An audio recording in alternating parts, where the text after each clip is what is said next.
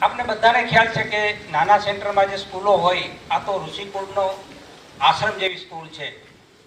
તમે કદાચ વાંચ્યું હશે કે રાજા મહારાજાના મહેલમાં કોઈ કમી નહોતી. એ ધારે તો કોઈ પણ ઋષિને એના મહેલમાં જુદો મહેલ બનાવીને એના બાળકોને કુંવરોને ભણાવી શકે, પણ એ આશ્રમ ઋષિમુનિનો આશ્રમ જંગલમાં હોય ત્યાં એના કુંવરોને ભણવા મોકલતા. શા માટે? કે આ પવિત્ર વાતાવરણમાં બાળકો ભણે તો એનો વિચાર શુદ્ધ થાય, એનું આચરણ શુદ્ધ થાય, એનું આરોગ્ય સારું રહે. રાજમહેલમાં શું કમી હોય? તો તમે બધા ભાગ્યશાળી એ અર્થમાં છો કે આવા સરસ કુદરતી વાતાવરણમાં, કુદરતના સાનિધ્યમાં તમને અભ્યાસ કરવાની તક મળી છે. આ સંસ્થાના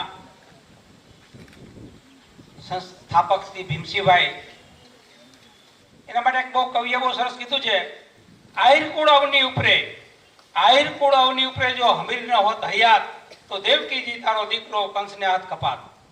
આ એક કુળ છે. કવિએ બહુ સરસ વાત કરી છે કે જીવનમાં જીવવા માટે અમુક ધ્યેય નક્કી કરવો. એના માટે લખ્યું છે કે પ્રિય બોલવું, સજનતા, દાતારી સુરપંથ. પ્રિય બોલવું, સજનતા, દાતારી સુરપંથ, એતા અભ્યાસ ન મિલે કૃપાવીણ ભગવંત. ઈશ્વરની કૃપા હોય તો જ આ વસ્તુઓ મળે. સંસ્થામાં આચાર્યશ્રી અમને બધું બતાવ્યું.